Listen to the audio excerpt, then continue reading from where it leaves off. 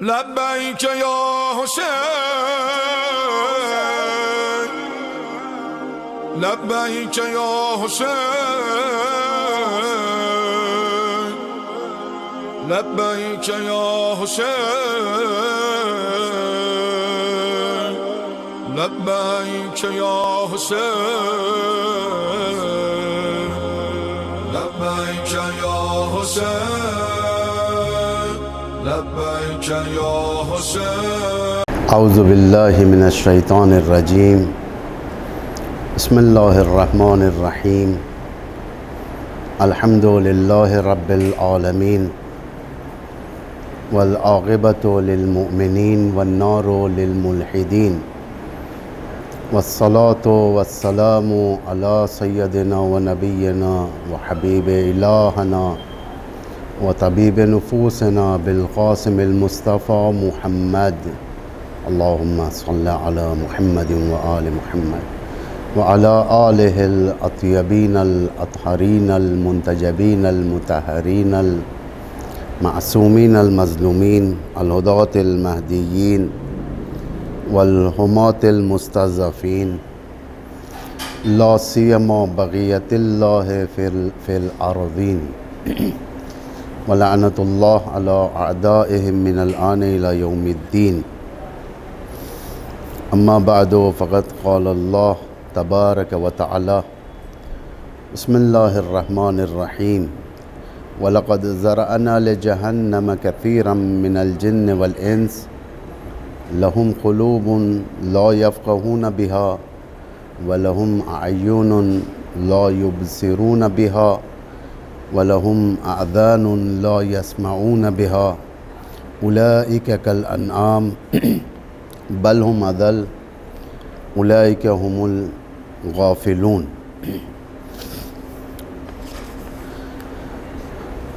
حاکمیت شہوت کی ترویج کا سبب تمایلات۔ آج دنیا جو اپنے ذہن سے بنائے ہوئے جھوٹے افکار جو لوگوں کے اندر منتقل کر رہی ہے، ان سے جب پوچھا جاتا ہے کہ تم یہ کیوں علنی گمراہی لوگوں کے اندر ڈال رہے ہو، مثلا جو اسباب شہوات ہیں، خواہشات کے جو اسباب ہیں، ان ہیومن ویلیوز سے ہٹ کر ہیں، تو ان کا ایک ہی جواب ہوتا ہے۔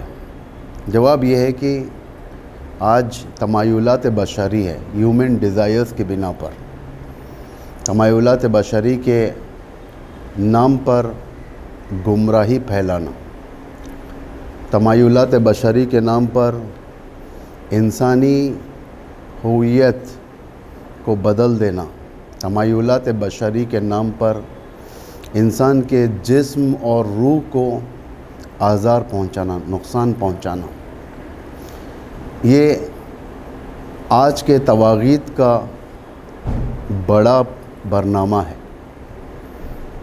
اس میں ہمیں سمجھنے کی ضرورت ہے۔ آج انسان اندھا ہو چکا ہے، آج انسان بہرا ہو چکا ہے، آج انسان گونگا ہو چکا ہے۔ حق اس لفظ کو اتنا چھپا دیا گیا ہے، یا اس لفظ کے اتنا غلط معنی کر دنیا کے سامنے پیش کیا گیا ہے، اگر حقیقی حق کو لا کر پیش کیا جائے، دو حال سے خالی نہیں ہے، یا وہ مجنون کہے گا، یا وہ حق پیش کرنے والے پر ہنس کر چلا جائے گا۔ آج حق کا مفہوم یہ ہو چکا ہے۔ جہل کے بڑے برے آثار پائے جاتے ہیں، یعنی آج تک جو دنیا نے ایکسپیرینس کیا ہے جہل کے بارے میں، اس کے آثار کا مزہ ہے، برے آثار کا مزہ ہے، لیکن کیا کرتے ہیں؟ ان کی آنکھیں اندھی ہو چکی ہیں، ان کے کان بہرے ہو چکے ہیں، ان کے دل مردہ ہو چکے ہیں، انہیں حق ہونے کے باوجود دکھائی نہیں دیتا۔ یہ دنیاوی آثار بھی ہیں اس میں جہل کے، اور آخرت کے آثار بھی ہیں۔ یہ ٹاپک کافی گہرا ٹاپک ہے، جو کل کی تقریر میں نے آپ کے سامنے عرائض پیش کیے تھے۔ اس میں نے کہا تھا کہ جہل ہمارے اندر آ چکا ہے، لیکن جیسا کہ قرآن ارشاد فرما رہا ہے، اولئک هم الغافلون، یہ لوگ غافل ہیں۔ غافل یعنی انہیں معلوم نہیں، ایسے بستر پر یہ لوگ سو رہے ہیں جسے بستر کی نرمی اور گرمی ان کی نیندوں میں اضافہ کر دی ہے۔ دنیا کے نرم اور گرم خواہشات ان کے غفلت میں اضافہ کر چکے ہیں۔ آج یہ عالم ہے۔ انشاءاللہ آج کا سیر ہم جہالت کے برے آثار قرآن کی روشنی میں بررسی کریں گے، کیونکہ ہمارے لیے معیار پرکھ قرآن ہے، معیار میزان قرآن ہے، کہ ہم اگر اس کے آثار معلوم کریں گے تو ہمیں معلوم ہو جائے گا کہ جہل کتنا خطرناک ہے۔ جہل کے اخروی آثار میں سے دنیا کے میں البتہ آؤں گا بعد میں، ابھی تو مشکل ہے، بعد میں آؤں گا۔ جہل کے اخروی آثار میں سے جہنم ہے، ابدی عذاب الہی، یعنی ہمیشہ کے لیے انسان عذاب الہی کا گرفتار ہو جائے گا۔ اصل جہنم، اس کے اوصاف وہی آیت جو میں نے آپ کے سامنے عنوان کلام قرار دیا ہے، وَلَقَدْ ذَرَأْنَا لِجَهَنَّمَ كَثِيرًا مِنَ الْجِنِّ وَالْإِنسِ، اور یقیناً ہم نے انسانوں اور جنات کی کثیر تعداد کو جہنم کے لیے پیدا کیا ہے۔ کثیر تعداد، میجورٹی، آج میجورٹی نمبر 1 ہے آج، یعنی جو چیز زیادہ مقبولیت کا باعث بنتی ہے وہ میجورٹی کی وجہ سے بنتی ہے، اکثریت۔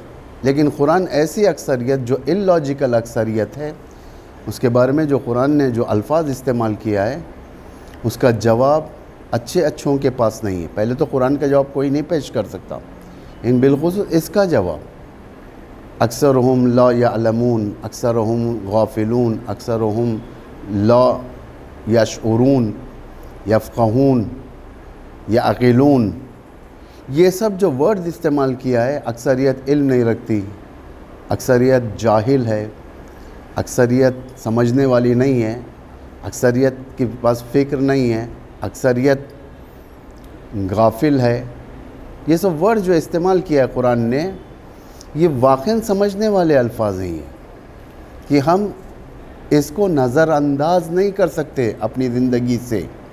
لَقَدْ ذَرَأْنَا لِجَهَنَّمَ كَثِيرًا مِنَ الْجِنِّ وَالْإِنسِ، اللہ کہہ رہا ہے کہ یقیناً ہم نے انسانوں اور جنات کی کثیر تعداد کو جہنم کے لیے پیدا کیا ہے۔ کیوں؟ ریزن چاہیے ہمیں، آخر کثیر تعداد کیوں جائے گی جہنم کے اندر؟ ان کا قصور کیا ہے؟ اللہ نے 3 ایسے قصور بتائے ہیں جو واقعاً سوچنے والے ہیں۔ لَهُمْ قُلُوبٌ لَا يَفْقَهُونَ بِهَا، ان کے پاس دل ہے مگر سمجھ نہیں ہے۔ دیکھ رہے ہیں ہم لوگ، حالات کو دیکھ رہے ہیں، مظلوم اور ظالم کی شناخت ہے ہمارے پاس۔ ہم دیکھتے ہیں کہ ہر جگہ جہاں پر قتل ہوتا ہے، جہاں پر مارا جاتا ہے، بچوں پر رحم نہیں کیا جاتا، ایک فرہنگ کشتار کی ہم سائلنٹ تائید کر رہے ہیں۔ فرہنگ کشتار کی یعنی ایک ایسا فرہنگ جو نہ بوڑھوں پر رحم کرتا ہے، نہ بچوں پر رحم کرتا ہے، نہ ان کی زندگیوں پر رحم کرتا ہے، ایسے فرہنگ کی ہم ایک سائلنٹ تائید کر رہے ہیں۔ اسی لیے لہم قلوب، ان کے پاس دل ہیں لیکن سمجھتے نہیں ہیں۔ دل سے مراد یہ سینے کے اندر جو گوشت کا ٹکڑا ہے اس کو نہیں کہتے، دل مطلب روح، ایک متحرک روح نہیں ہے، ایک وہ روح جسے کہا جائے کہ جس کے اندر زندگی ہو، نہیں پائی جاتی۔ ایسے لوگوں کے بارے میں امام علی علیہ الصلوۃ والسلام فرماتے ہیں کہ ہم میت الاحیاء، یہ زندہ لاشیں ہیں، ان کی ویلیو نہیں ہے، میت الاحیاء ہیں، زندہ چلتی پھرتی لاشیں۔ آج کا ماحول ہے، بہت سارے ایسے کلپس آپ کے سامنے آتے ہیں، ہم نے بھی دیکھے ہیں اس کے۔ مثلا ابھی ایک مدت پہلے، نہیں ایک ہفتے پہلے میں نے ایک کلپ دیکھی تھی، چائنا کی کلپ تھی۔ اتنا ترقی یافتہ ملک ہے چائنا یہ، لیکن وہیں پر ایک سپر مارکیٹ کے اندر ایک شخص سپر مارکیٹ کے دروازے کے اندر، یعنی اندر کے حصے میں گر جاتا ہے، بے ہوش ہو جاتا ہے، مر جاتا ہے، نہیں معلوم، وہ CCTV سے لیا گیا تھا۔ لیکن لوگوں میں حرکت ایمانی نہیں ہے، ایک انسانیت جسے کہا جائے وہ اصلاً پائی نہیں جا رہی ہے۔ لوگ آ رہے ہیں، اجناس کی طرف جا رہے ہیں، سپر مارکیٹ ہے، لوگ اپنے اپنے پروڈکٹ کو لینے کے لیے جا رہے ہیں، بعض لوگ وہاں پر کارڈ سوائپ کر رہے ہیں، بعض لوگ پیسہ دے کر چیزیں لے رہے ہیں، اور اس پڑے ہوئے انسان، جو انسان زمین پر پڑا ہوا ہے، اس کے پاس سے گزر رہے ہیں، لیکن کسی کو پرواہ نہیں ہے۔ ڈے لائٹ مرڈرز ہو جاتے ہیں، مرڈر کرنے والا ایک آدمی ہوتا ہے، 2 آدمی ہوتے ہیں، لیکن سوؤں کی جمعیت، سینکڑوں کی جمعیت جو گزرتی ہے، ان کے اندر تحرک نہیں ہوتا، ان کے اندر موومنٹ نہیں ہوتا کہ جا کر ہم روک سکیں اس کو۔ یعنی ختم ہو گئی، دل ہے ان کے پاس کہ وہ اس صحنے کو صرف اور صرف اپنے کیمرے میں کیپچر کرنے کے لیے ٹھہر جاتے ہیں، مدد کرنے کے لیے نہیں جاتے کوئی۔ لہم قلوب لا یفقہون بہا، جس کے اندر مگر سمجھتے نہیں ہیں یہ لوگ، ضمیر مردہ ہونے کی علامت ہے یہ۔ وَلَهُمْ أَعْيُنٌ لَا يُبْصِرُونَ بِهَا، ان کے پاس آنکھ ہے مگر دیکھتے نہیں ہیں۔ آنکھ ہے، اللہ کہہ رہا ہے، آنکھ کی فطری تقاضا یہ ہے کہ وہ مشاہدہ کریں، دیکھیں، زمین کو دیکھیں، آسمان کو دیکھیں، لوگوں کے حالات کو دیکھیں، سب دیکھیں، لیکن اللہ کہہ رہا ہے کہ یہ لوگ دیکھتے ہیں، لیکن آنکھ رکھتے ہیں لیکن دیکھتے نہیں ہیں۔ یعنی کیا مطلب؟ جانتے ہیں حق کیا ہے، باطل کیا ہے، لیکن نظر انداز کر دیتے ہیں، اگنور کر دیتے ہیں۔ یہ خطرناک سائنز ہیں ایک انسان کے اندر۔ مردہ پڑا ہوا ہوتا ہے زمین پر، یا اس کی آنکھ ہوتی ہے، سب چیز ہوتی ہے، بعض مردوں کی آنکھ کھلی بھی رہتی ہے کہ ایسا لگتا ہے کہ وہ دیکھ رہا ہے، یہ مردہ ہے، دیکھ رہا ہے، آنکھ ہے لیکن دیکھ نہیں سکتا۔ یہ عالم زندوں کا ہو جائے گا۔ آپ یہ مت سمجھیں کہ مردوں کا ہی حال یہ ہے، زندوں کا بھی حال ہے، ضمیریں مردہ ہو جاتی ہیں، بعض کی ضمیریں مردہ ہو جاتی ہیں، اس لیے کہ ان ضمیروں کے اندر خدا کا گزر نہیں ہے۔ جن ضمیروں کے اندر خدا نہیں ہے، جن ضمیروں کے اندر یعنی روح، تربیتی روح نہیں ہے، جس کے اندر سالم روح نہیں ہے، وہ مردہ ہے۔ وہ لہم اعین لا یبصرون بہا، ان کے پاس آنکھ ہیں مگر دیکھتے نہیں ہیں۔ لہم اذان لا یسمعون بہا، ان کے پاس کان ہیں، خانہ کعبہ کا طواف کرتے ہیں، لیکن ان کے کانوں کے اندر روئی گھسا دی جاتی ہے تاکہ نغمہ الہی ان کے کانوں میں نہ جائیں، پیغمبر کی زبان سے نکلنے والے یہ الہی اور نورانی آیات ان کے کانوں میں اثر نہیں کریں۔ اور جب اثر کرنے لگ جاتے ہیں، مدینے کی پولیٹیکل سچویشن جو خراب ہو جاتی ہے، ایک آیت کے ذریعے سے اصلاح ہو جاتی ہے، ایک آیت کے ذریعے سے انسانیت اصلاح ہو سکتی ہے۔ اتنا تاثیر ہے قرآن میں۔ بہت سارے ایسے لوگ ہیں دنیا کے اندر جو کنورٹ ہوئے اسلام کی طرف سے، کبھی کبھار ان لوگوں کی زندگی دیکھی جائے تو ایک آیت ان کے اوپر اثر کر جاتی ہے۔ سارا قرآن نہیں سنا انہوں نے، ایک آیت کان میں چلے جائے، اثر کر جائے۔ آج نہ جانے کتنی آیتیں، آج نہ جانے کتنے سورے الگ الگ آوازوں میں، الگ الگ انداز سے، الگ الگ قرأت کے ہنر سے، یوٹیوب کے اندر، سوشل میڈیا کے اندر کتنے ایسے فارورڈ ہوتے ہیں، اس کے باوجود بھی ہمارے دل اثر نہیں ہوتے، اس کے باوجود بھی ہم اس کی طرف توجہ نہیں دیتے۔ صرف ڈالتے ہیں، سننے کے لیے ڈالتے ہیں، لیکن یہ سننا نہیں ہوتا، یہ اثر نہیں کرتے۔ آیات اثر کرنا چھوڑ دیتے ہیں۔ دنیا کی مثال اگر دیکھا جائے، جس آدمی کے اوپر دوا اثر کرنا چھوڑ دے وہ موت کی علامت ہے۔ وہ دوا اثر نہیں کرتی، ڈاکٹرز انجیکشنز دیتے ہیں، اثر نہیں کرتی، دوا دیتے ہیں، اثر نہیں کرتی، ہر کام کرتے ہیں اس کے اوپر تاکہ اسے زندہ کریں، اثر نہیں کرتی۔ آخر میں ڈاکٹر آ کر اس کے وارثوں سے کہتے ہیں کہ ان کے اوپر دوا کا اثر ہونا بند ہو چکا ہے، اب یہ کبھی بھی اجل کو لبیک کہہ سکتے ہیں۔ کامن سینس ہے، یہ کامن سینس کی دنیا۔ یہ جہالت کا سب سے بڑا ہتھیار خود عقل کے اوپر، یعنی خود کی عقل کے اوپر بھروسہ رکھنا، خود کی عقل سب سے بڑا ہتھیار۔ آج دنیا کیوں ایسے موڑ پر آ گئی جسے پرتگاہ کہا جاتا ہے، پہاڑ کے ایک ایسے چوٹی پر پہنچ جانا جہاں سے آگے صرف گرنا ہوتا ہے نیچے، اس لیے کہ صرف اپنے عقل کا نتیجہ۔ یہ انسان نے بعض ایسی الہی چیزوں کو چھوڑ دیا، الہی ہدایات کو چھوڑ دیا، جس بنا پر اپنے عقل کے اوپر غرور کیا، یہ چاہا کہ میں نے عقل کے ذریعے سے میں دنیا کے بڑے بڑے پیکس کانکر کر سکتا ہوں۔ غلط ہو گیا انسان، یہاں پر اشتباہ ہو گیا انسان کے ہاتھ سے، غلط کیلکولیشن کر دیا۔ اولئک کل انعام، یعنی یہ جو لوگ دل رکھتے ہیں، سمجھتے نہیں ہیں، آنکھ رکھتے ہیں، دیکھتے نہیں ہیں، کان رکھتے ہیں، سنتے نہیں ہیں، اللہ کہہ رہا ہے یہ لوگ جانور جیسے ہیں۔ جانور کا بھی یہی حال ہے، آنکھ ہے، کان ہے، سب چیز ہے، لیکن وہ بھی بے حرکت رہتے ہیں۔ ایک بکری پر اگر شیر حملہ کر دے، درندہ حملہ کر دیں، تو جو دوسرے بکریاں رہتے ہیں یا بکرے رہتے ہیں اس کو چھڑا نہیں سکتے، دیکھتے ہیں صرف۔ شیر کھاتے رہتا ہے، وہ صرف دیکھنے کے علاوہ کچھ نہیں کرتے، آنکھ رکھتے ہیں، دیکھتے ہیں، دل ہے ان کا لیکن دھڑکتا نہیں ہے، اس لیے کہ جانور ہے۔ ان کے پاس کان ہے، مرنے والی بکری چیختی ہے، مرنے والا جانور چیختا ہے، لیکن انسنا کر دیتے ہیں یہ جانور۔ اللہ کہہ رہا ہے اولئک بل انعام، یہ لوگ جانور جیسے ہیں۔ چونکہ جانور نہیں ہیں یہ لوگ، انسان کی کیٹیگری میں آتے ہیں، اللہ کہتا ہے بل ہم اضل، یہ جانور سے بھی بدتر ہیں۔ جانور کے پاس حس نہیں ہے، جانور کے پاس بچانے کا طریقہ نہیں ہے، جانور کے پاس پروٹیسٹ کرنے کا طریقہ نہیں ہے ظالم کے خلاف، وہ تو جانور ہے، تم تو انسان ہو۔ 1,24,000 انبیاء کے تربیت گاہ سے تربیت یافتہ انسان ہے یہ۔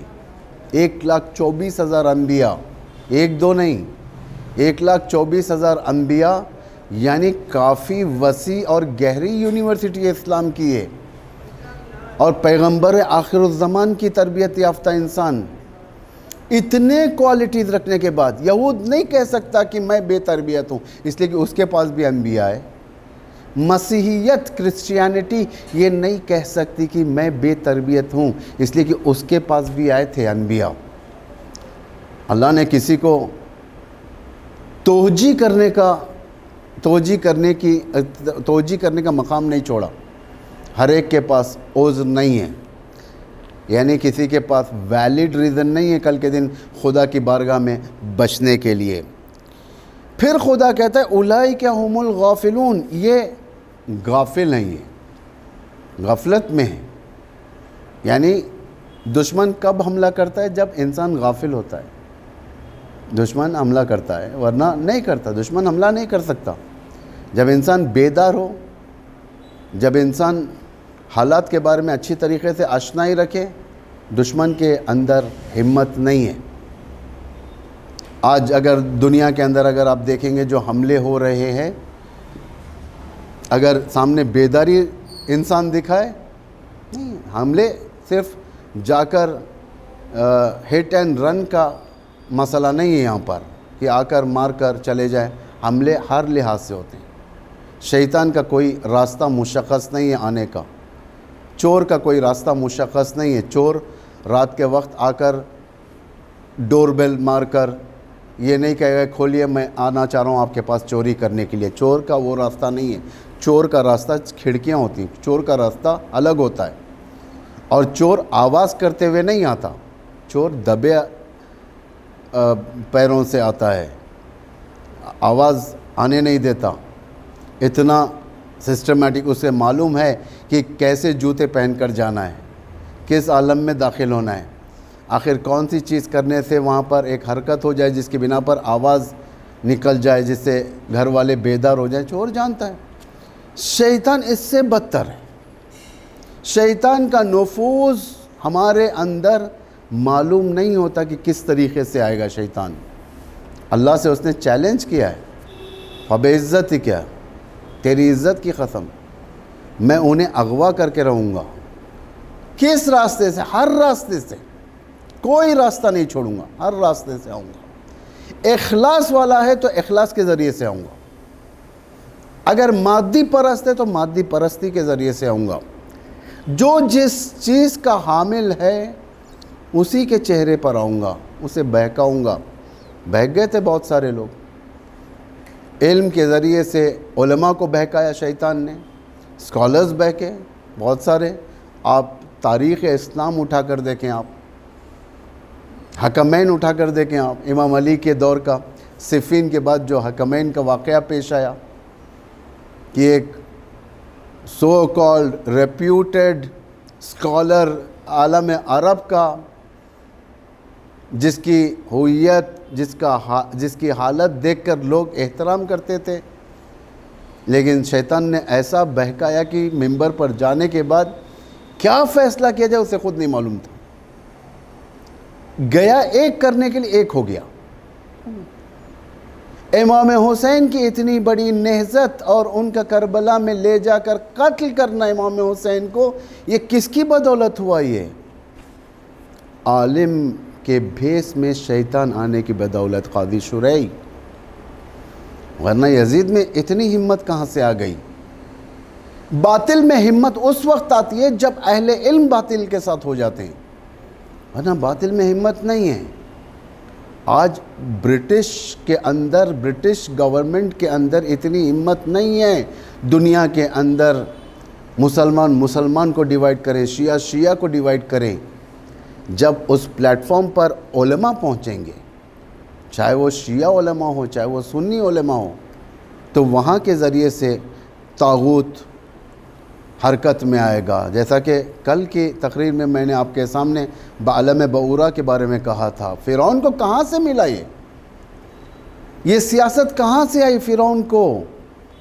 بنی اسرائیل کے اندر جس میں پیغمبر اولو العزم کی رہبریت ہے، اس کے اندر رخنہ ایجاد کریں، خرافات پھیلائیں، یہ عالم کی مدد سے ہو سکتا ہے یہ، ورنہ کسی اور کے اندر اتنی ہمت نہیں ہے۔ اولئک هم الغافلون، یہ غفلت کا نتیجہ ہی ہے۔ اگر غفلت نہ برتی جائے، آج 42 سال ہو چکے ہیں، 42 ایئرز، مجھے بار بار یہ مثال دینی پڑ رہی ہے، اس لیے کہ ہمارے پاس ایران اسلامی سے بڑھ کر کوئی مثال نہیں ہے۔ آج 42 ایئرز دنیا کا سب سے بڑا شیطان، نہ جانے کتنے ٹریلینز ڈالرز، کتنی دولت، کتنا مین پاور، کتنی انرجی دنیا کے اندر خرچ کر دیا صرف ایک نظام ولایت فقیہ کو اوور تھرو کرنے کے لیے، لیکن آج نتیجہ کیا ہے؟ آج خود بہک گیا ہے، خود ان کا پریزیڈنٹ، یہ کل کی خبر ہے، یہ خود ان کا پریزیڈنٹ وائٹ ہاؤس کے اندر کے باغ کے اندر اپنے ہی آفس کا راستہ بھول گیا، یعنی ذہن ان کا طغیان کر گیا، ہذیان انہیں لپٹ چکی ہے انہیں، یہ عالم ہے۔ اگر غافل رہے انسان، حملہ کر دے گا شیطان، حملہ کرے گا، فساد دوست کے ذریعے سے اندر بھیجے گا، اولاد کے ذریعے سے بھیجے گا فساد گھر کے اندر۔ لاکھ آپ اس گھر کے اندر کتنا بھی قرأت قرآن کریں، نفوذ جب کر جائے گا تو یہ قرأت قرآن اثر نہیں کرے گی۔ جب ایک مرتبہ یزید تخت پر آ جائے تو لوگوں کے حج اثر نہیں کریں گے، ان کی دعائیں اثر نہیں کرے گی، ان کے قرأت قرآن اثر نہیں کریں گے، ان کے لمبے لمبے سجدے اثر نہیں کریں گے، اس لیے کہ شیطان نفوذ کر گیا ان کے اندر۔ جنگ صفین کے بعد جو ایک نیا دستہ وجود میں ہے، خوارج جسے کہا جاتا ہے، لوگ اگر ان کے سجدوں کو دیکھ لیتے تو لوگ غیبتہ کرتے، کاش اس طریقے کی عبادتیں ہمارے پاس بھی ہوتی، اس طریقے کی عبادتیں، اس طریقے کا قرآن پڑھنا، اس طریقے کے نمازیں ہمارے پاس بھی ہوتے۔ لیکن یہ ظاہراً نمازیں تھیں، دراصل شیطان نمازوں کی شکل میں آ چکا تھا، شیطان قرات قرآن کی شکل میں آ چکا تھا، شیطان ان کے رکوع و سجود کی شکل میں آ چکا تھا، اس لیے کہ یہ غافل بندے تھے، تشخیص نہیں دے سکے تھے، حق و باطل کو تشخیص ان کے پاس مادہ ختم ہو گیا تھا،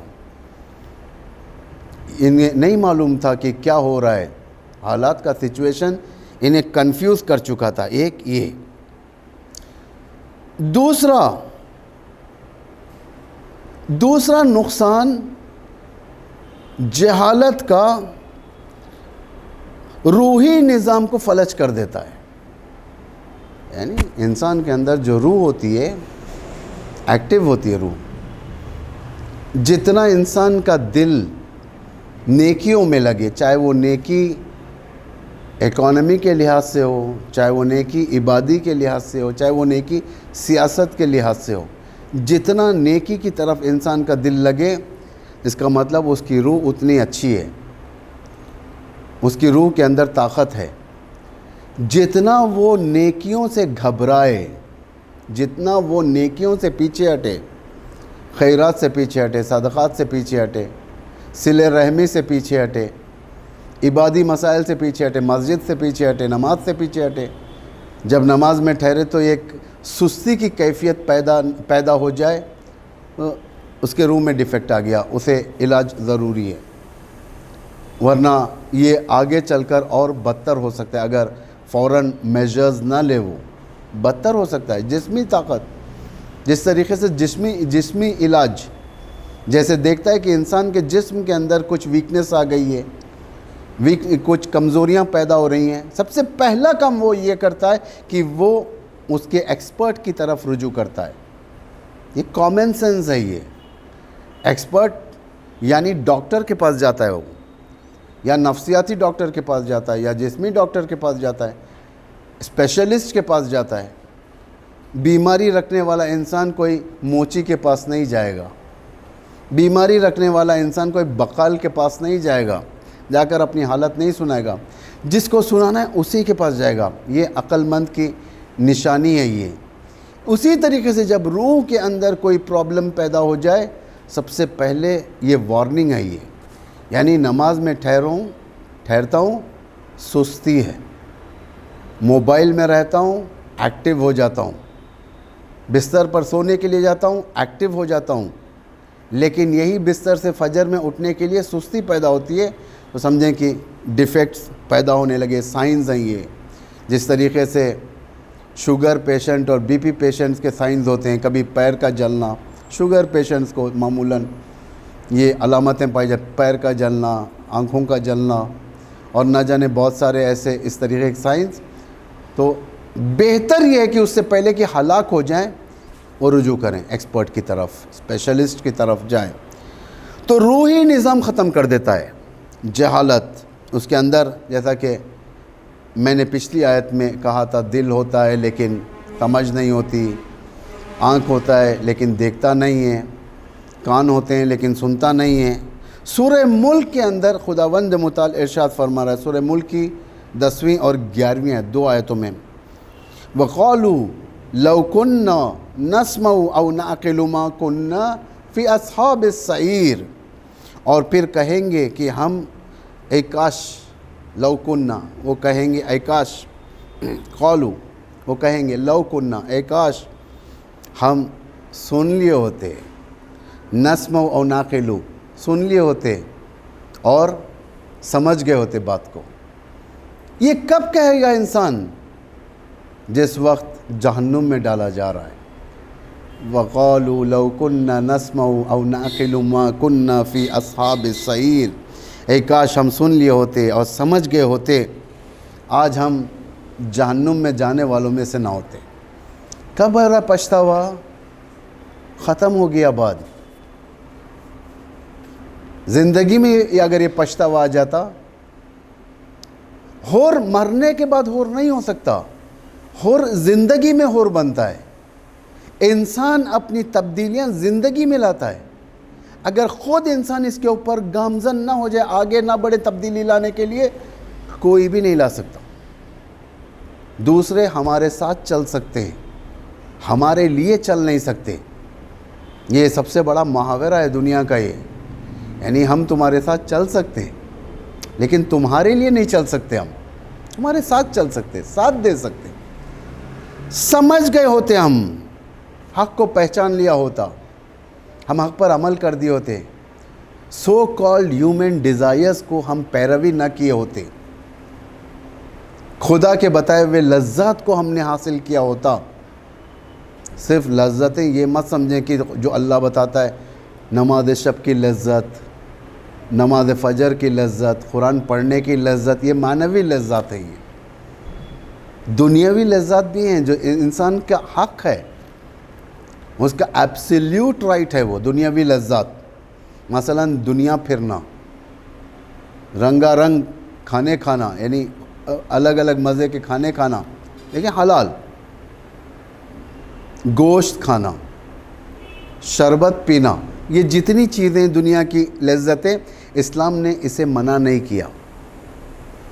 اسلام کہتا ہے کہ آپ استفادہ کریں، خدا خود کہہ رہا ہے کھاؤ پیو لیکن اسراف نہ کرو۔ ہر چیز کا ہے، صرف لذت اگر کہا جائے تو صرف یہ مت سمجھیں کہ لذت معنوی یعنی نماز شب کی لذت، یہ بڑے لوگوں کی میراث ہے۔ یہ نماز شب کی لذت، خدا کے نزدیک ہونے کی لذت۔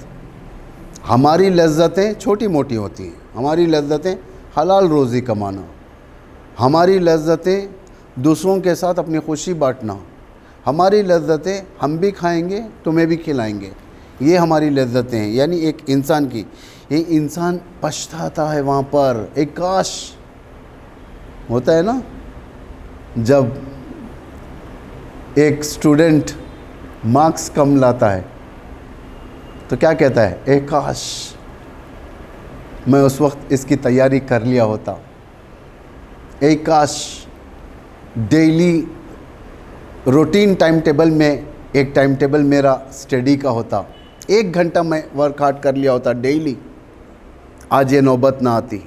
لیکن یہ نوبت اس وقت آئی جب گزر گیا وقت۔ وقت ہمارے لیے رکنے والا نہیں ہے عزیزو، وقت گزرتے رہے گا۔ الفرصت تمر مر السحاب، امام علی فرماتے ہیں اپرچونٹیز بادلوں کی طرح گزر جاتی، بادلوں کی طرح۔ دیکھے دیکھے جو بچہ طفل تھا، انفینٹ تھا، دیکھے دیکھے وہ بچہ اپنے بابا کا سہارا بن گیا۔ وہ جو ہماری نگاہوں کے سامنے رینگنے والا بچہ تھا، اتنی تیزی سے وقت جاتا ہے کہ اس کا بھی ایک بچہ ہو جاتا ہے۔ الفرصت تمر مر السحاب، اپرچونٹیز، گھڑیاں تیزی کے ساتھ گزر جاتی ہیں۔ فانتہیز فرص الخیر، پس بیسٹ اپرچونٹیز کی قدر جانیں، ہاتھ سے جانے نہ دیں۔ دنیا میں خود ایسے ایسے کیریکٹرز آپ کو ملیں گے، دنیا میں جو ان پڑھ کیریکٹرز ہیں، جو اپنی کمائی کے ذریعے سے اپنی دنیاوی خوشیوں کو نہیں خرید سکتے، آج سر جھکائے رو رہے ہیں۔ اپنے خواہشات تک پہنچنے کے لیے کرائم کا دامن انہوں نے تھام لیا ہے، اپنے خواہشات تک پہنچنے کے لیے غلط راستے اپنا لیے گئے ہیں۔ اس طریقے سے ایک بڑا کرمنل بن جاتا ہے انسان، یہاں تک کہ یا وہ سزائے موت کے ذریعے سے موت کے منہ میں چلے جاتا ہے، یا اپنی گھٹن کی سزا کے ذریعے سے گھروں کے اندر موت کے منہ میں شکار ہو جاتا ہے۔ دونوں لحاظ سے موت ہے۔ اس لیے یوتھس، جوان، اس چیز کی قدر کریں۔ یہ زمانہ تیزی کے ساتھ گزرنے والا زمانہ ہے، محنت کم کرنا ہے۔ اگر لانگ لائف انجوائے کرنا ہے تو تھوڑی محنت تو کرنی پڑے گی۔ فَاعْتَرَفُوا بِذَنبِهِمْ فَسُحْقًا لِأَصْحَابِ السَّعِيرِ، یہ 11ویں آیت ہے سورہ ملک کی۔ تو انہوں نے فَاعْتَرَفُوا، اعتراف کیا، کس چیز کا اعتراف کیا؟ بِذَنبِهِمْ، انہوں نے اپنے گناہوں کا اعتراف کیا۔ جب عذاب میں آ گئے تو گناہوں کا اعتراف ہو جاتا ہے، ہاں میں نے یہ گناہ کیا، میں نے ٹائم ویسٹ کیا، میں نے برباد کیا زندگی کو۔ فَسُحْقًا لِأَصْحَابِ السَّعِيرِ، تو اب تم جہنم والوں کے لیے، تو اب تو جہنم والوں کے لیے جہنم والے رحمت خدا سے دور ہیں، ختم ہو گیا، رحمت الہی سے دور ہو گیا۔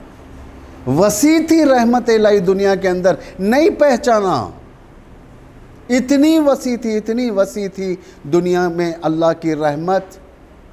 ایک بار صدق دل سے گھٹنوں کے بل زمین پر گر کر اللہ کے سامنے جھک جاتا اور کہہ دیتا، خدایا میں نے غلط کیا،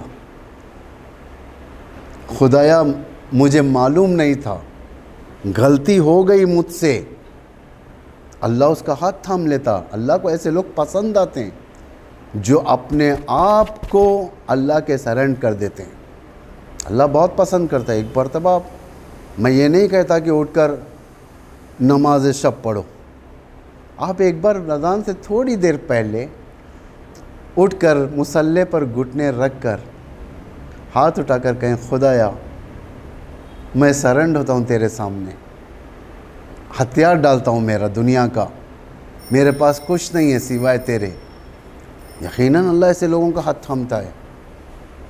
علامہ طباطبائی، ان کے دور میں ایک گنڈا تھا، ہوتے ہیں محلے کے گنڈے ہوتے ہیں، گلی کے گنڈے ہوتے ہیں، گنڈا تھا، لوگ آتے جاتے بہت اسے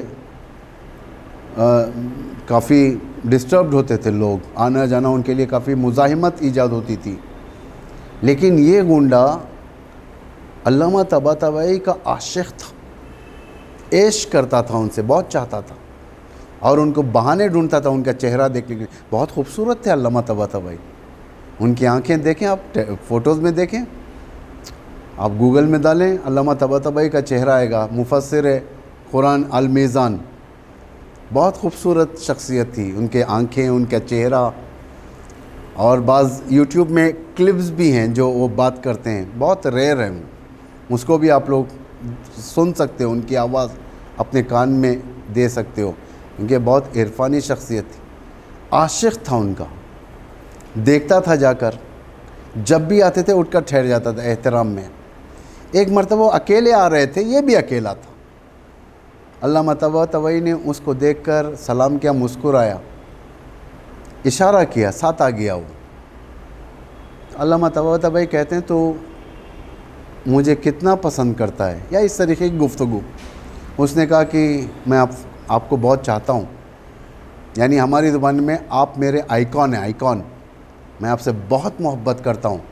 اچھا اتنی محبت کرتا ہے تو میری بات سنے گا؟ کہا کہ ہاں سنوں گا۔ اذان فجر سے 10 منٹ پہلے تو اٹھ کر وضو کرے گا، 2 رکعت نماز شب پڑھے گا، بس 2 رکعت۔ یہ کون سی بات ہوئی؟ اگر ہم کسی کو نصیحت کریں، نماز کا ہی پابند نہیں ہے انسان، اسے کم از کم ہم نصیحت یہی کریں گے، بھائی تو وقت پر نماز پڑھ، فجر کی نماز، ظہر عصر کی نماز، مغرب عشاء کی نماز، اس کو وقت پر انجام دیا کر ان نمازوں کو، یہ نصیحت کریں۔ لیکن علامہ طباطبائی 2 رکعت نماز شب کی طرف اس کو دعوت دیتے ہیں، پریشان ہو جاتا ہے وہ۔ اب چونکہ عشق کرتا تھا، وہ گھر آیا، اپنی زوجہ سے کہنے لگا مجھے فلاں ٹائم پہ اٹھا دے، یعنی 5 o'clock نماز فجر ہے، 4:50 کو اٹھا دے مجھے۔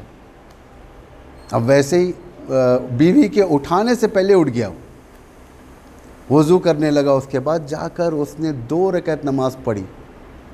پہلے سجدے میں اس کا دل نورانی ہونے لگا، پہلی رکعت کے سجدے میں، دوسری رکعت کے سجدے میں اور نورانی ہوا۔ نماز کے بعد وہ سجدے میں گر گئے، خدایا الاف، خدایا تیرے سامنے آ چکا ہوں، خدایا اپنی غنڈہ گردی کا اسلحہ ڈال دیتا ہوں میں، میں سرنڈر ہوتا ہوں، اس کے بعد وہ شخصیت ایسی بنی، ہر ممبر سے اس کی ریفرنس دیا کرتے تھے، مثال دیا کرتے تھے. یعنی ایک سجدہ اخلاص سے دوسرے سجدوں کے لیے مقدمہ بن جاتا ہے، دوسری عبادتوں کے لیے مقدمہ بن جاتا ہے. بہترین عبادت سجدہ ہے. نماز کا سجدہ بہت ویلیو رکھتا ہے. امیر المومنین کی شہادت کے خصوصیات میں سے ایک خصوصیت یہ تھی، عظیم ترین خصوصیت یہ تھی، ایک تو ماہ مبارک رمضان، اللہ کا گھر، اللہ کے گھر میں اللہ کی عبادت میں سجدے کی عالم میں سرشگافت، یعنی شہادت سجدے کی عالم میں، سجدے کے عالم میں شہادت ہر امام کی. جو جس چیز سے زیادہ محبت کرتا ہے اسی کے عالم میں موت آتی ہے اسے. ایک انسان زیادہ نماز پڑھتا ہے، معمولاً کہتا ہوں، کبھی کبھار لوگ ہاسپٹل میں مر جاتے ہیں، اس کا مطلب یہ نہیں کہ وہ زیادہ ہاسپٹل سے محبت کرتے تھے. معمولاً جیسے نیچرل ڈیتھ سے ہٹ کر جو ڈیتھ ہوتی ہے، ایک ہارٹ اٹیک ہو جانا، کارڈیاک ارسٹ جسے کہا جاتا ہے وہ ہو جانا، یا اور کوئی جسمی بیماری نے حملہ کر دینا، معمولاً لوگوں کو دیکھا جاتا ہے کہ اس حالت میں بعض کہتے ہیں کہ بھائی وہ نماز کے عالم میں مرے، بھائی وہ نماز شب کے عالم میں مرے، بھائی وہ فلاں عالم میں مرے. جو جس چیز کی طرف زیادہ ہو جاتا ہے اسی کے عالم میں موت آ جاتی ہے. اللہ کو پسند آتی ہے ایسی موت. امام علی کی موت سجدے میں، شہادت سجدے میں، یعنی سب سے زیادہ عاشق سجدہ تھے امام. اسی لیے امام زین العابدین کو اگر سید الساجدین کہا جاتا ہے، اس کا مطلب یہ نہیں کہ امیر المومنین سید الساجدین نہیں ہے، وہ بھی سید الساجدین ہیں. امام حسن سید الساجدین ہیں، یعنی بہترین سجدہ کرنے والوں میں سے بہترین سجدہ کرنے والے ہیں. یہ الہی نورانی پیکر ہیں یہ. یعنی ایک سجدہ انسان کی زندگی بدل سکتا ہے. ایک سجدہ حوالے کر دینا اللہ کو، خدایا غلط کیا، یہاں تک جو بھی میں نے کیا غلط کیا، مجھے تو ہی معاف کرنے والا، تو ہی ہاتھ تھامنے والا. خدا کا وعدہ ہے، وہ ہاتھ تھامے گا، خدا کا وعدہ ہے. اور اللہ اپنے وعدے سے نہیں مکرتا، ہم مکر جاتے ہیں. ایک طولانی سجدہ کرتے ہیں، جیسے ہی ہماری مشکل حل ہو جاتی ہے ہم دوبارہ اپنے پرانی ٹریک کے اوپر آ جاتے ہیں دوبارہ. یعنی اس میں جو عذاب الہی جو اس آیت کے اندر جو اللہ بیان کر رہا ہے، کن چیزوں کے اوپر؟ عقل کو استعمال نہ کرنا. جتنے دنیا کے اندر کرائمز کمٹ ہوتے ہیں عقل استعمال نہیں ہوتی اس کے اندر. شہوت اور غضب، یعنی جہل کا ہتھیار شہوت اور غضب. ایک تو شہوت، جب امریکہ کا وہ پائلٹ جو پلین کے ذریعے سے ہیروشیما اور ناگاساکی کے اوپر جو بم برسایا تھا، اس کے اندر ایک شہوت تھی. کہے کی شہوت؟ ایک میسیکر کی شہوت اس کے اوپر طاری تھی. یہ خوشنودی امریکہ کے لیے انجام دے رہا تھا، وائٹ ہاؤس کی خوشنودی کے لیے مار رہا تھا یہ. یعنی ایک عجیب شہوت طاری ہوتی ہے. جب انسان گناہ کرتا ہے، انسان گناہ کرتے وقت اس کی عقل کو ڈائلیوٹ کر دیتا ہے وہ، یعنی عقل کام میں نہیں آتی، اس کی ڈائلیوٹ کر دیتا ہے. مرڈر کرنے والا عقل ڈائلیوٹ ہو جاتی ہے، غضب اس کے اوپر حاکم رہتا ہے، جہالت. زنا کرنے والا اس کے اوپر شہوت حاکم رہتی ہے. حاکم یعنی ڈومینیٹ کرتی ہے، حکومت کرتی ہے. شہوت کہتی ہے کہ اس راستے سے اپنی شہوت نکال، غضب کہتا ہے کہ اس راستے سے اپنا غضب نکال. دیوانے مجنون لوگ جو گھروں کے اندر غصہ کرتے ہیں، فیملی پہ غصہ کرتے ہیں، لوگوں پر غصہ کرتے ہیں، جو ہمیشہ غصے کے نشے میں رہتے ہیں، یہ جہالت کی بنا پر ہی ہے. ان کے پاس ڈگری ہوں گی، MBA کی ڈگری ہوگی، بیچلر کی ڈگری ہوگی، ڈاکٹر کی ڈگری ہوگی، ہر چیز کی ڈگری ہوگی، لیکن حقیقت زندگی کے اندر وہ ڈگری اپلیکیبل نہیں ہوگی، ہمیشہ جدا رہے گی ڈگری ان سے. یعنی علم ہوگا لیکن علم اور ٹیکنالوجی اپنے خواہشات اور غضب کو استعمال کرنے کے لیے ہوگا. ماڈرن جاہلیت جب ہم آئیں گے کل یا پرسوں میں انشاءاللہ یہ سب چیزیں، ماڈرن جاہلیت کے جو آثار و ہتھیار ہیں وہ آپ کے سامنے ایک ایک چیز بتاؤں گا. اگر توفیق الہی شامل ہوگی تو میں امیر المومنین کے وہ 2 خطبوں کے حصے بھی لاؤں گا آپ کے سامنے جو ماڈرن جاہلیت کے بارے میں بیان فرماتے ہیں امیر المومنین. کوئی معمولی بات نہیں ہے. انسان غضب کا شکار ہو جائے گا. یہ کب یہ نشہ اترے گا؟ فَاعْتَرَفُوا بِذَنبِهِمْ، اس وقت اعتراف کرے گا. فَسُحْقًا لِأَصْحَابِ السَّعِيرِ، جس وقت جہنم کے وادی پر لے جایا جائے گا. جہالت انسان کی رذیلت کا سبب ہے.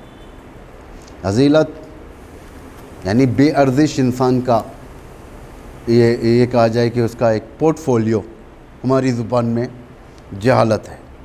سورہ انفال کی آیت 22، ان شر الدواب عند اللہ الصم البکم الذین لا یعقلون، اللہ کے نزدیک بدترین زمین پر چلنے والے، بدترین، رذیل، اوباش، جن کی ویلیو نہیں ہوتی ہے، اراذیل و اوباش، یہ ظاہراً ملا جیسے قرآن نے استعمال کیا ہے، وہ ڈگنیٹری لوگ جس کے پاس پیسہ ہے، حکومت ہے، ہر چیز ہے، لیکن قرآن نے ایسے لوگوں کو ملا کہا ہے. یعنی ایسے لوگ سو کال پرومیننٹ ممبرز رہتے ہیں، ہر کمیونٹی کے اندر رہتے ہیں.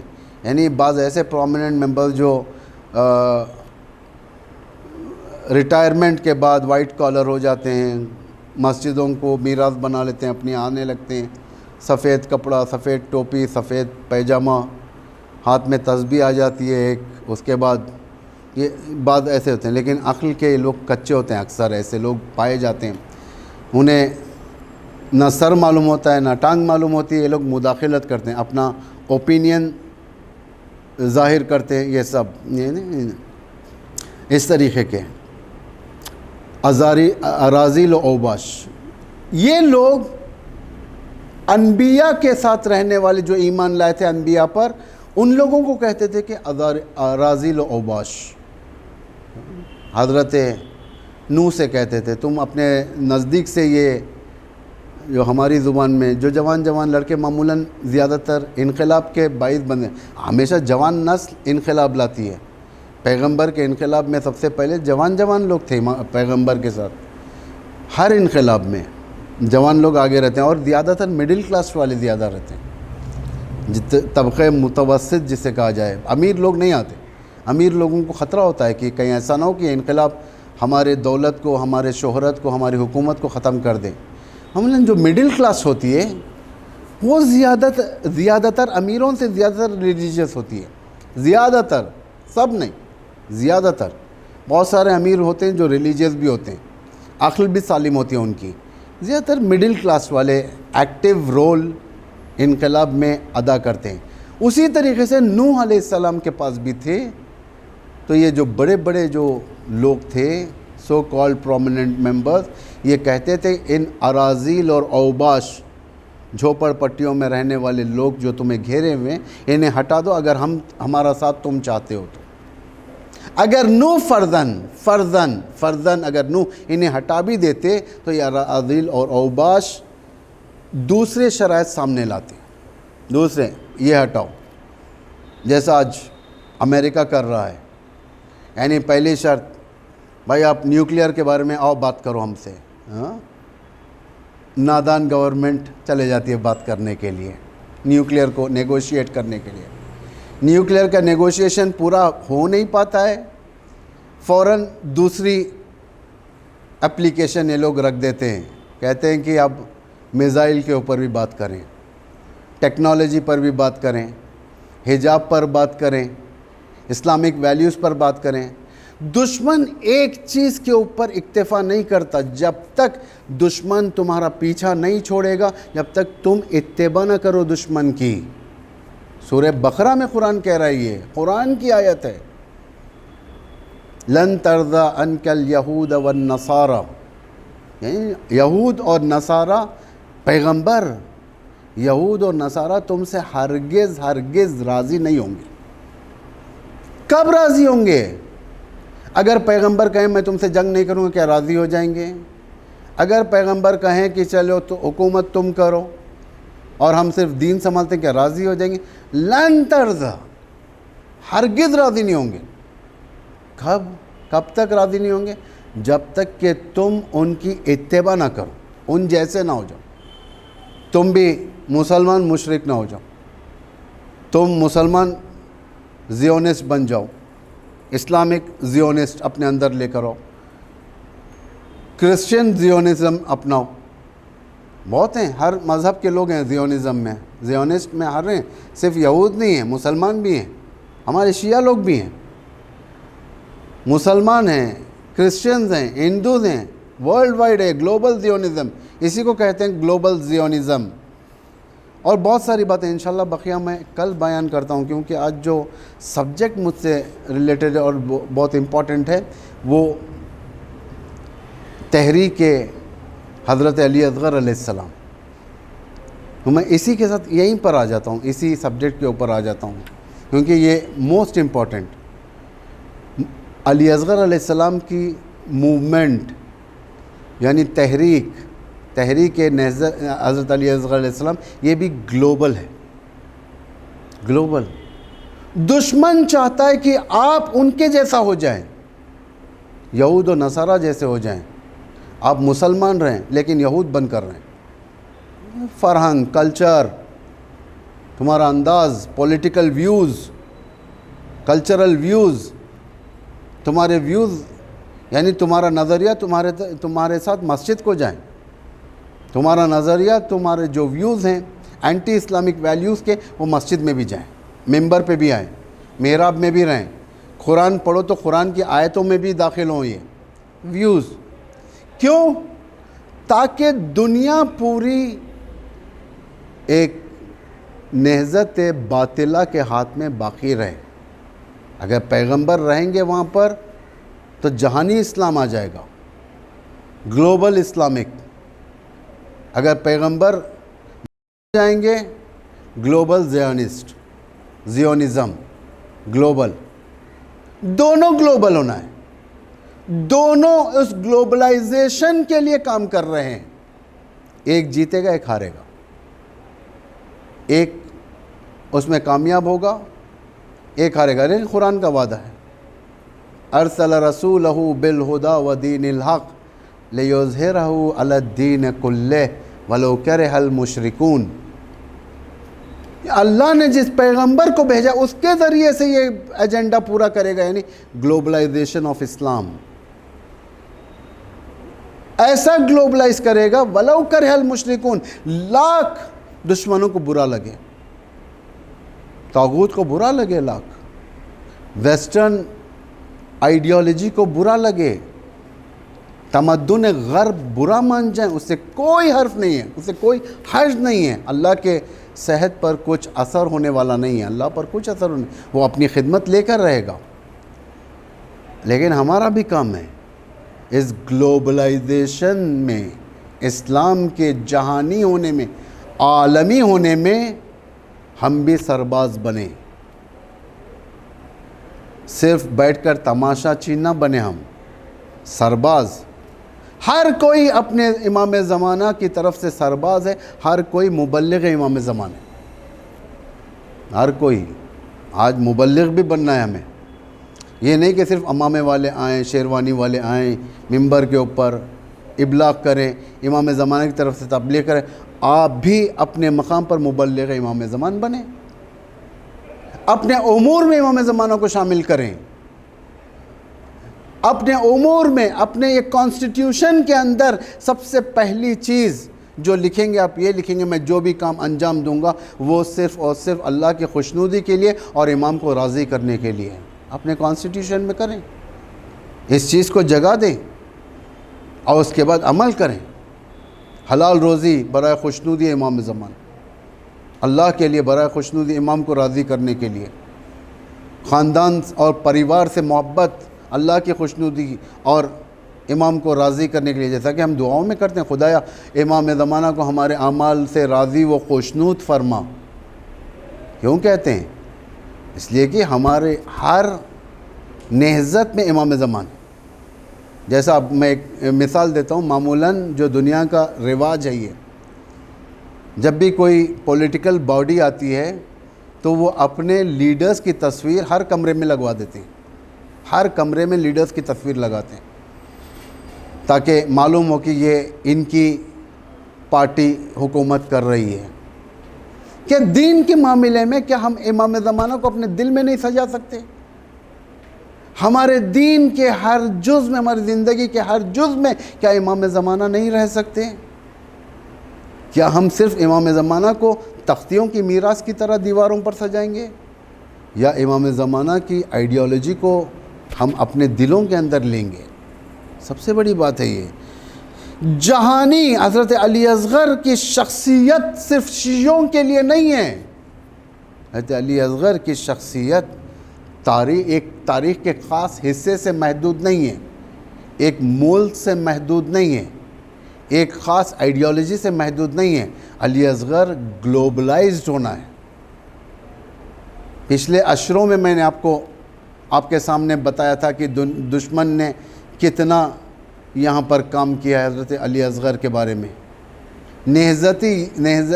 یزیدی نہضت جو اسلام کے بلاد کے اندر، آل سعود کے اندر شروع ہوئی ہے، جس کے اندر انہوں نے اعلان کیا تھا چند سال پہلے، ہم دنیا کو خبردار کر رہے ہیں، وارننگ کر رہے ہیں، یہ جو موومنٹ جو اٹھایا علی اصغر علیہ السلام کا، اس سے بچ کر رہے، اس موومنٹ کا حصہ نہ بنے۔ مسلمانوں کو بھڑکایا گیا۔ یورپ کے اندر وہ لوگ جو اصلاً دین سے آشنائی نہیں رکھتے تھے، عورتیں،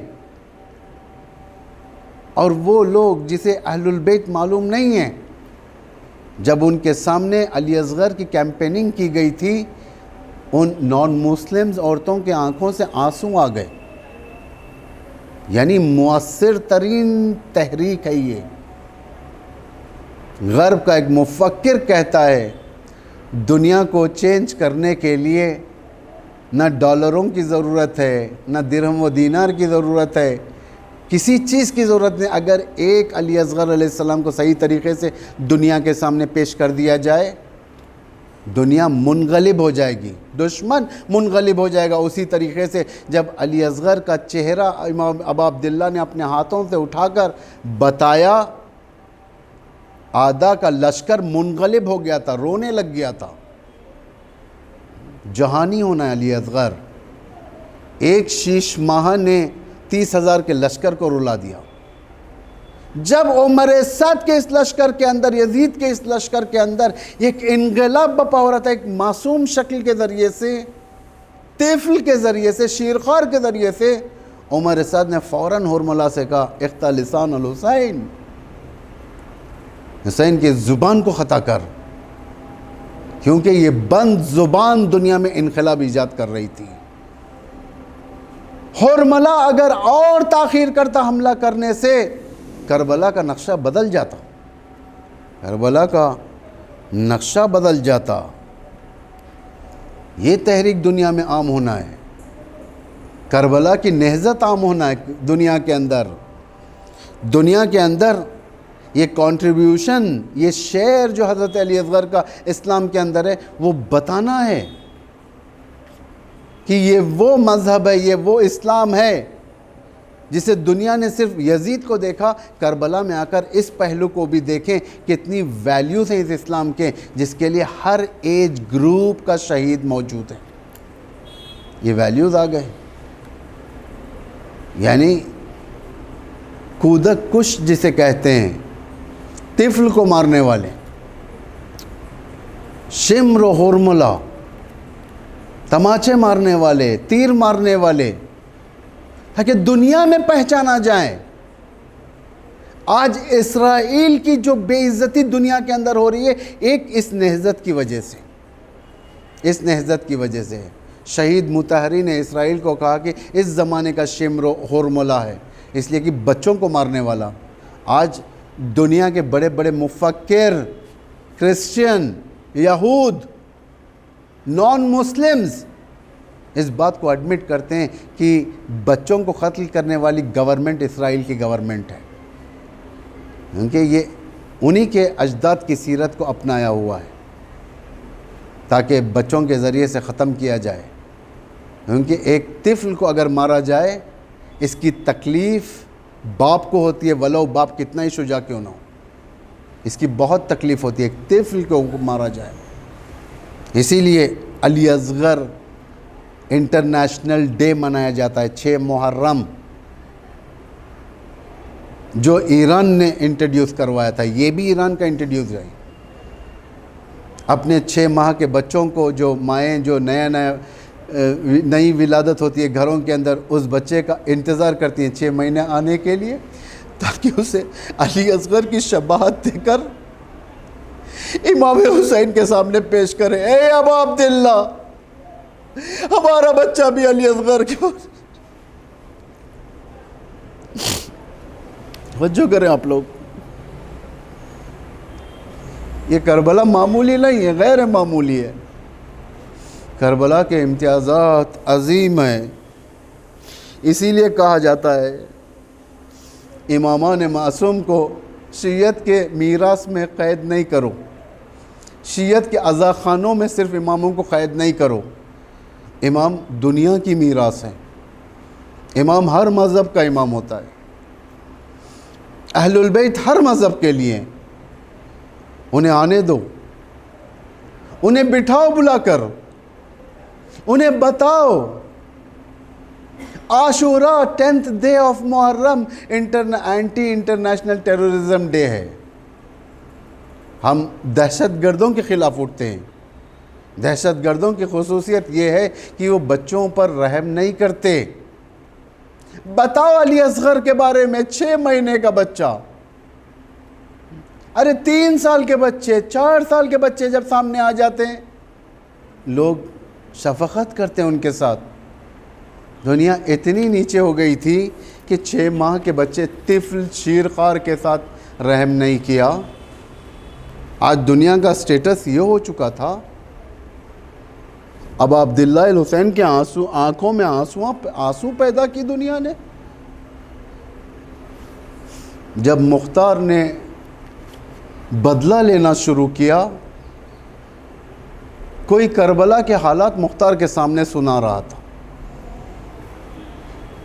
کہ اس نے فلاں کو مارا، اس نے فلاں کو شہید کیا، اس نے یہ کیا، اس نے وہ کیا۔ ہرملہ کے بارے میں بھی سنایا۔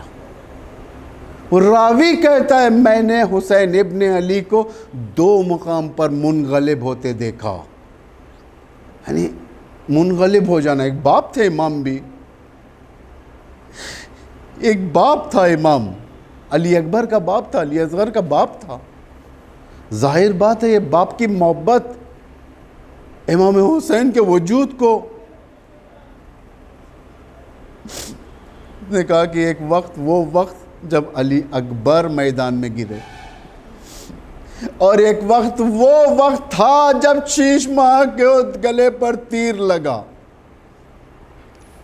اب منغلب ہو گیا، فوراً اپنی ابا کو علی اصغر کے چہرے پر ڈال دیا، خون اپنے چلوؤں میں لیا۔ سوچو، اپنے بچوں کو رکھ کر سوچو، اگر کوئی شخص ہمارے بچوں کو مارنا تو دور کی بات، ایک خشن چہرے سے اگر ڈرانے کے لیے آئے تو ہمارے دل کانپ جاتے ہیں، کہتے بچہ ہے، اسے ایسے نہ ڈرا۔ لیکن حسین کے بچوں کا کیا عالم تھا، ایک تو باپ کے ہاتھوں پر تیر کھا رہا ہے، ایک باپ کی شہادت کے بعد خیام کے پاس تماچے لگائے جا رہے تھے۔ ہائے، ایک وقت زندگی میں حسین تڑپ گئے، ایک وقت کربلا کے میدان میں جنازہ تڑپ گیا جب سکینہ کو تماچے لگائے۔ خدا جزائے خیر دے۔ یہ دن علی اصغر کی، یہ رات علی اصغر کی رات ہے، آنے والا دن علی اصغر کا دن ہے۔ اللہ اللہ، پانی کے لیے لے کر گئے تھے، کوئی سوچ سکتا تھا ایک بچے کو کتنی پانی کی ضرورت ہے؟ وہ مائیں جو دیکھ رہی ہے، کبھی سوچا آپ نے آپ کے گود میں پلنے والے بچے کتنا پانی پئیں گے؟ 1 چمچ یا اس سے بھی کم؟ بچوں کو تو اتنی ضرورت ہوتی ہے پانی کی کہ اس کے ہونٹ تر ہو جائے۔ علی اصغر کے ہونٹ تو سوکھ چکے تھے۔ باپ نے کہا بیٹے تو حجت خدا کی طرف سے حجت ہے، دشمنوں کے سامنے حجت کو تمام کر۔ بس یہ بات ہو رہی تھی، دشمن نے تیر چلایا، یہ سنسناتا ہوا تیر علی اصغر کے گلے پر۔ تیر بڑے جسموں پر جب لگتا ہے تو تیر کہتے، تیر پیوست ہو گیا۔ لیکن آپ بتائیں شیش ماہ بچے کا گلا کتنا ہو سکتا ہے؟ ایک 6 مہینے کے بچے کی گردن کتنی ہو سکتی ہے؟ اللہ اللہ، ایک تیر ایسے چلا، یہ تیر نہیں بلکہ ذبح کر دیا گیا۔ حسین تڑپ گئے۔ اب بچے کو لیتے ہیں، اب عبداللہ الحسین خیمے کی طرف چلے۔ اب جب آگے بڑھتے ہیں امام انا للہ و انا الیہ راجعون کہتے ہیں، رضاً بقضائہ و تسلیما لامرہ، یہ وہی عمل جو عاشور کے دن آپ لوگ انجام دیں گے۔ پھر سوچتے میں کیسے جاؤں خیمے کی طرف، ماں کو کیا جواب دوں؟ پھر پیچھے ہٹ جاتے ہیں، پھر آگے بڑھتے ہیں، پھر پیچھے ہٹ جاتے ہیں۔ 7 مرتبہ اس طریقے سے امام آگے بڑھے اور پیچھے ہٹے۔ ایک بار ہمت کی، خیام کی طرف گئے، اے علی اصغر کی ماں آؤ اپنے بچے کو لے لو۔ بس ماں در خیمے پر آئی، اللہ اللہ، ایک چھوٹی سی بچی آگے بڑھی، آگے بڑھ کر کہنے لگی بابا کیا آپ بھائی کو پانی پلا لے آئے؟ آگے بڑھ کر جیسے ہی ابا کا دامن ہٹایا، اب جو سوچا تھا اس سے فرق ہو گیا۔ سوچا یہ تھا کہ علی اصغر کے ہونٹ خشکی سے باہر آ چکے ہوں گے، جب دیکھا ہونٹ نہیں، گلا پھٹا ہوا ہے، خون بہہ چکا ہے۔ علی اصغر کی ماں نے کہا آقا کیا 6 مہینے کے بچے بھی نہر کیے جاتے ہیں؟ 2 مرتبہ یہ بچہ نہر ہوا۔ ایک یہ وقت تھا، دوسرا وقت وہ تھا جب سروں کو گنا گیا تھا، ایک سر کم تھا۔ ظالم نے کہا کہ میں نے ایک شیرخوار کو بھی مارا تھا، چلو ڈھونڈنے چلے۔ نیزے کو زمین کربلا میں ڈھانستے تھے۔ اللہ ماں کا دل تڑپتا تھا، کیسے دیکھے۔ ایک وقت وہ آیا، نیزے کے ساتھ ایک چھوٹا سا جنازہ نیزے کے ساتھ اوپر اٹھا، سر کو تن سے جدا کیا، تن کو جنازوں کے ساتھ ڈال دیا، سر کو نیزے پر بلند کر دیا۔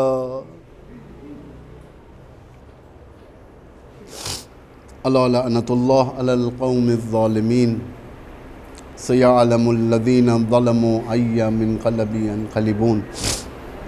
خداوندہ اسلام و مسلمین کی حمایت و نصرت فرما، جہاں جہاں پر بھی مومنین ہیں ان کی جان مال عزت آبرو کی حفاظت فرما۔ پروردگارہ پرچم اسلام و مسلمین کو روز بروز سربلند فرما، پرچم کفر و نفاق کو روز بروز سرنگون فرما، دشمنان اسلام اور دشمنان اہل بیت کو نیست و نابود فرما، اگر وہ ہدایت کے قابل نہیں ہیں انہیں نابود فرما، آل سعود کو نابود فرما، آل خلیفہ کو نابود فرما، آل ناہیان کو نابود فرما، آل ثانی کو نابود فرما۔ پروردگار یہ جتنے آل ہیں پروردگارہ ان کا خاتمہ فرما، سرزمین مکہ اور مدینے کو آل سعود کے نجس پنجوں سے آزاد فرما۔ پروردگارہ علماء اعلام، مراجع اعظام، بالخصوص ولی امر مسلمین کو طول عمر فرما، امام کے ظہور میں تعجیل فرما، ہم سب کو ان کے اعوان و انصار میں قرار فرما۔